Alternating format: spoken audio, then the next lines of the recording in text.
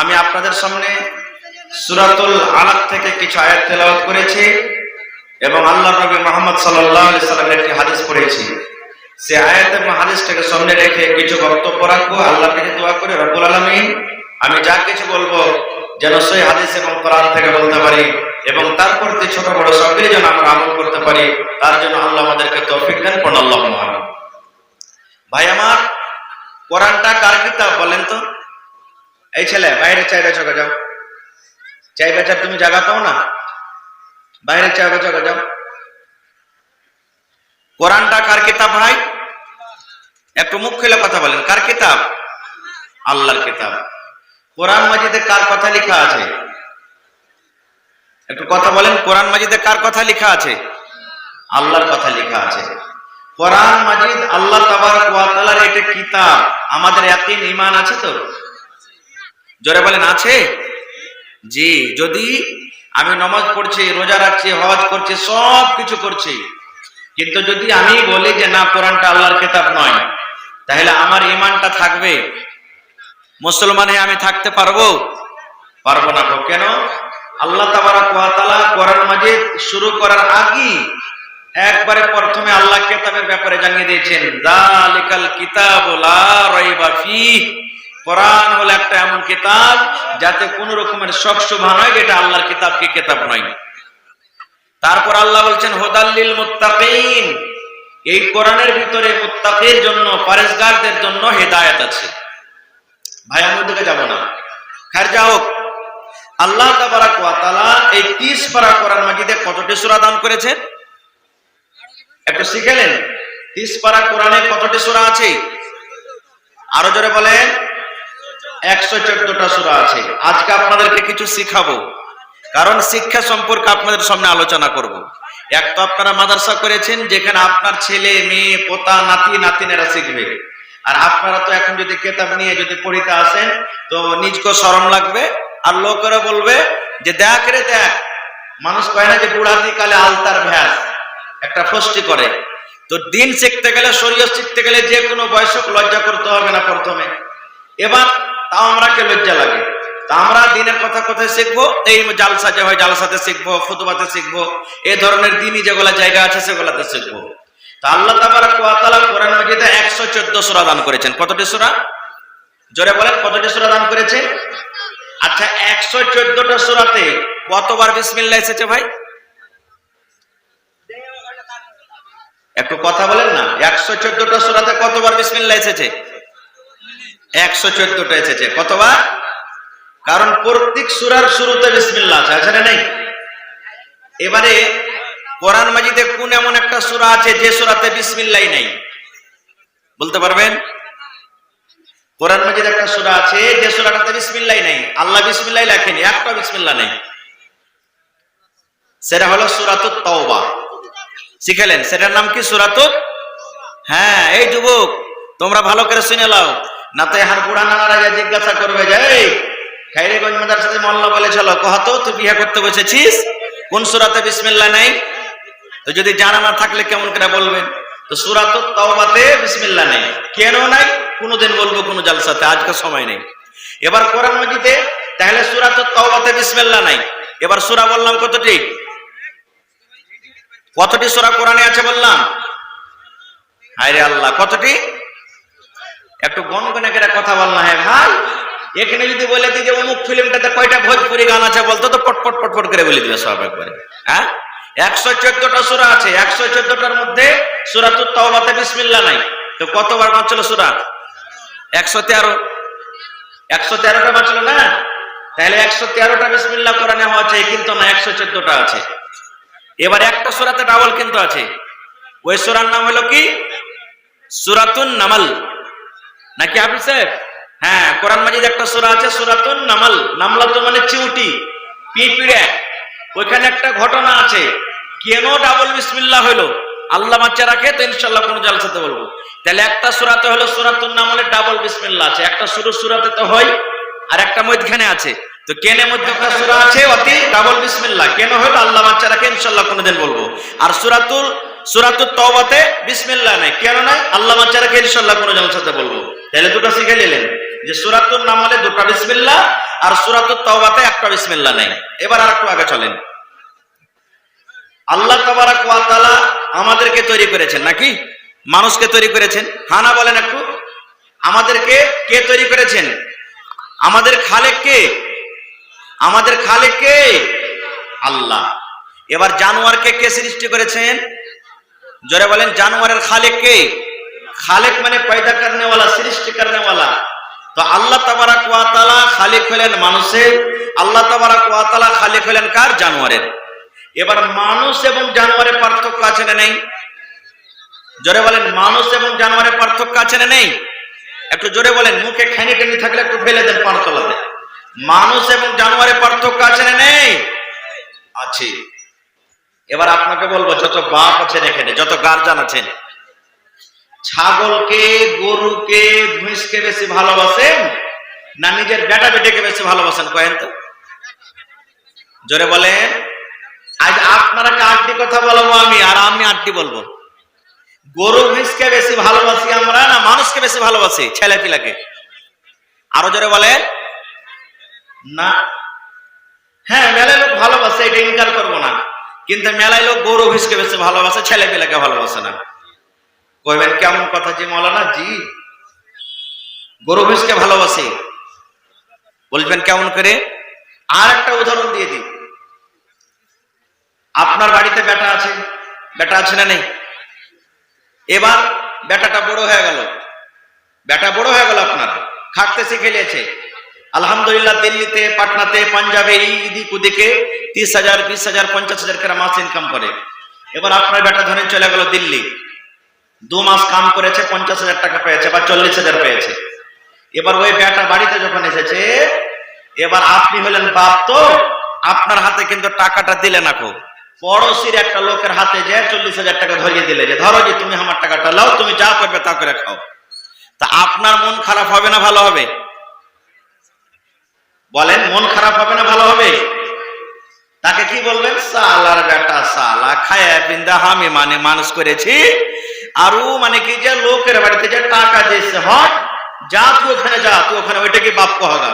এনেগিরি বলবো, ওইটা কি তুই বাপ বলগা? ওইটাই তোর বাপ, ওইখানে তুই থাকবি, ওই বিহিটা বলবি, যা তোর উপরে আমার কোনো হক নাই, তোর বাপের থেকে মরে গেল জাহার। বলবো না বলবো না? জোরে বলেন, বলবো না বলবো না? কেন বলবো? যে দুনিয়াতে সামান্য 30,000, 40,000 টাকার আমার ক্ষতি হয়ে গেল, এই জন্য। মুসলমান, এটা চোখে দেখতে পেলাম বলে কথাটা বললাম যে তুই ওকে বাপ বলা, বল তোর আমার বাপ নয়। কিন্তু যদি কিয়ামতের দিন ক্ষতি হয়ে যায়, তাহলে সেদিন কি করবেন? বলবেন হাজি মৌলানা, বিয়াটা রেখে কিয়ামতের দিন ক্ষতি ফের কি হবে? হবে। তাহলে শুনেন রে মুসলমান, আল্লাহ তাবারক ওয়া তাআলা কোরআন মাজিদে 30 পারা কোরআন নাজিল করলেন। 30 পারা কোরআন মাজিদ একদিন নাজিল হয়নি রে মুসলমান। কখন একটা সূরা নাজিল হয়েছে, কখন 2টা সূরা নাজিল হয়েছে, কখন 3টা সূরা নাজিল হয়েছে, কখন 1 রুকু নাজিল হয়েছে, কখন 1টা আয়াত নাজিল হয়েছে, কখন 2টা আয়াত নাজিল হয়েছে।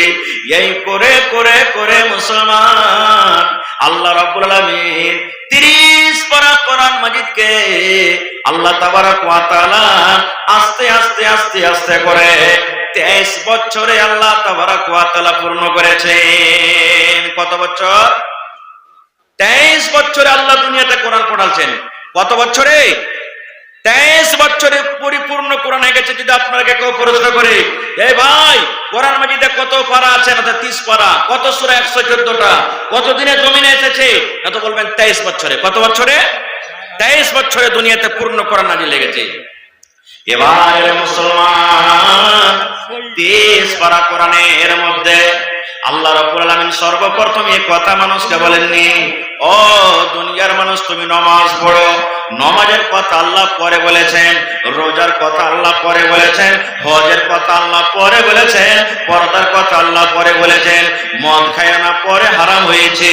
দুনিয়ার যত কিছু জমিনে শরীয়ত এসেছে, আল্লাহ রাব্বুল আলামিন প্রথমে তালিমের কথা বলেছেন, আল্লাহ রাব্বুল আলামিন প্রথমে শিক্ষার কথা বলেছেন। রে মুসলমান, এই 114টা সূরার মধ্যে গারে হেরাতে নবীজির প্রতি সর্বপ্রথম আল্লাহ রাব্বুল আলামিন যেটা আয়াত নাযিল করেছেন সেটা হলো ইকরা। ইকরা মানে তুমি পড়ো, হে নবী তুমি পড়ো। ইকরা পড়ার কথা আল্লাহ তাবারক ওয়া তাআলা সর্বপ্রথম নাযিল করেছেন।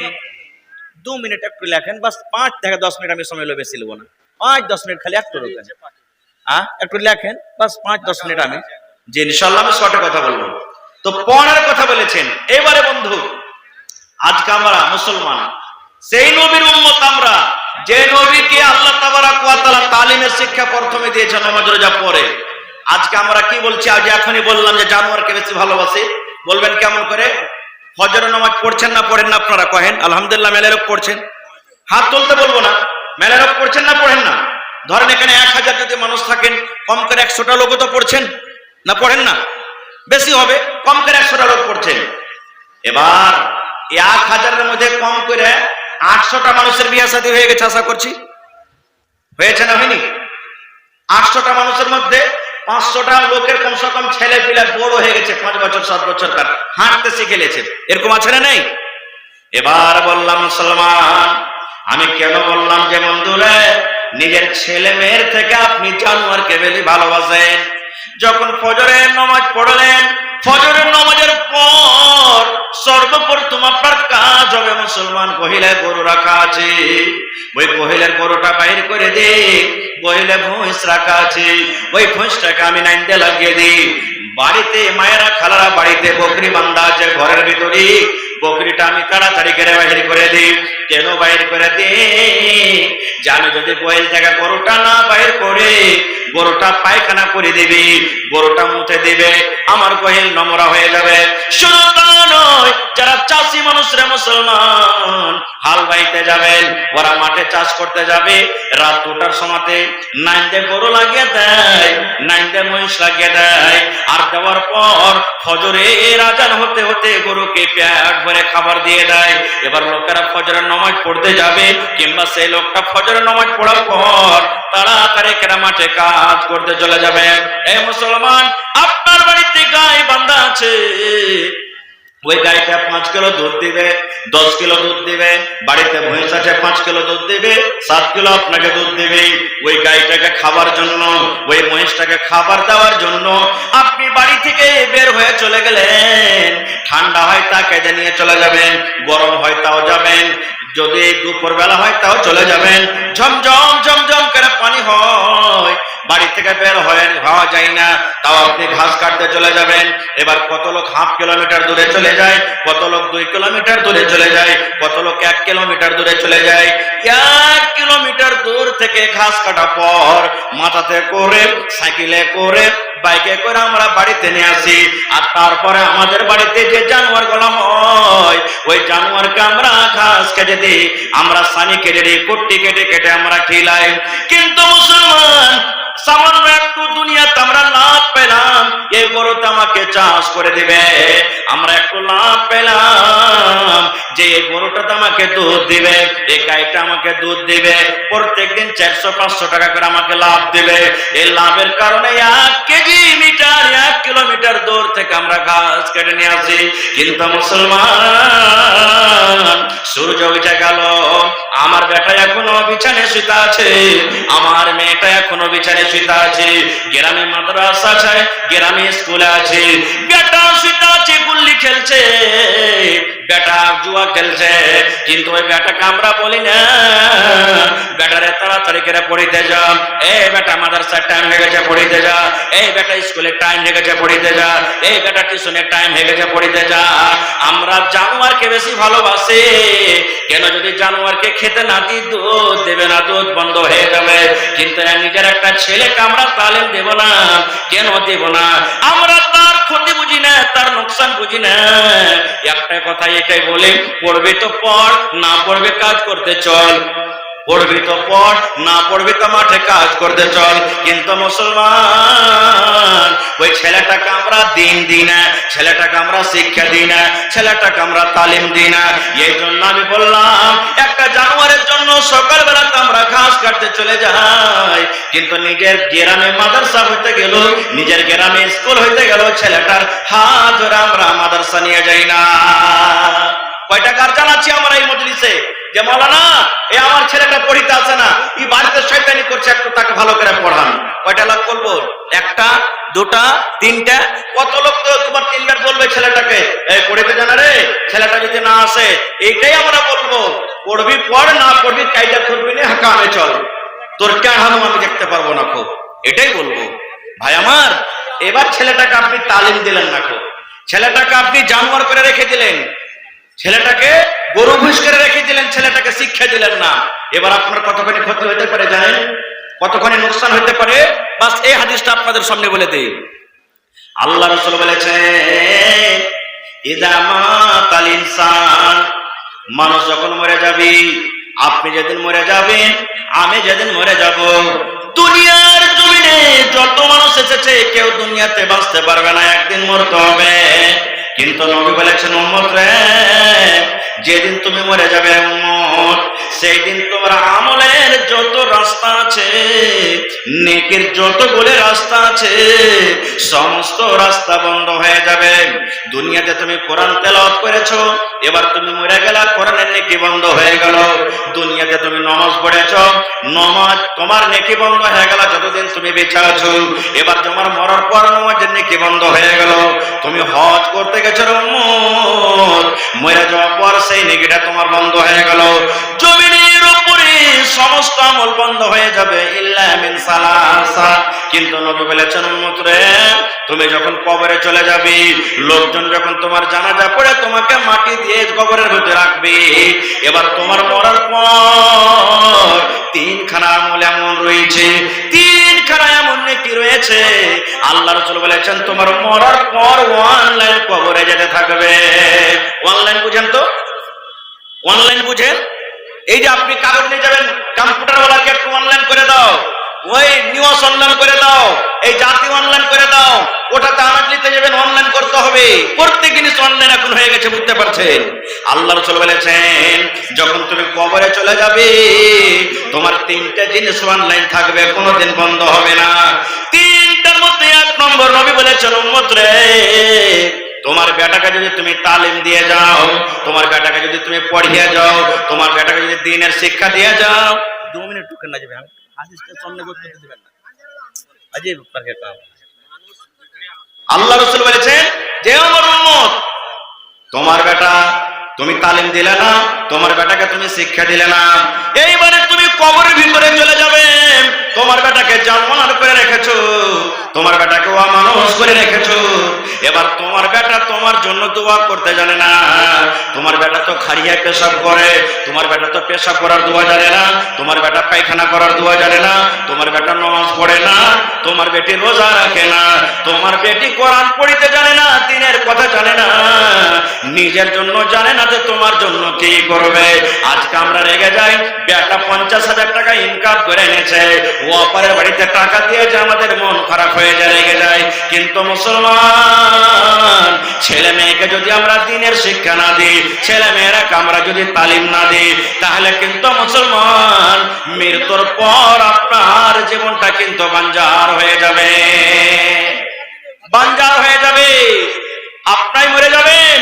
ছেলেটা তো নিজেই পড়তে পারবে না যে আল্লাহ আমার মা বাপকে তুমি মাফ করে দাও, নিজের জন্য তো চাইতে জানে না, আল্লাহ আমাকে তুমি মাফ করে দাও।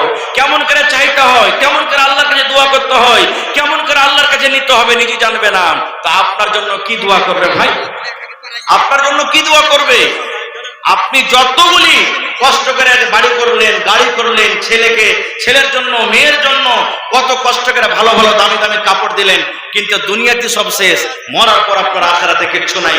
এই জন্য মুসলমান, আজকে যদি আপনার ছেলে মেয়েরাকে যদি আপনি তালিম দিতে চাহেন, এই মাদ্রাসাকে চালাইতে হবে, ছেলেরাকে মাদ্রাসাতে দ্বীনের তালিম দিতে হবে, দুনিয়ার তালিম দিতে হবে, ডাক্তার করতে হবে, মাস্টার করতে হবে, মাওলানা করতে হবে, সব তালিম দিতে হবে। ভাই আমার, আল্লাহ বাচ্চারাকে ইনশাআল্লাহ কোনদিন ওয়াজ করব, তবে এই মাদ্রাসার জন্য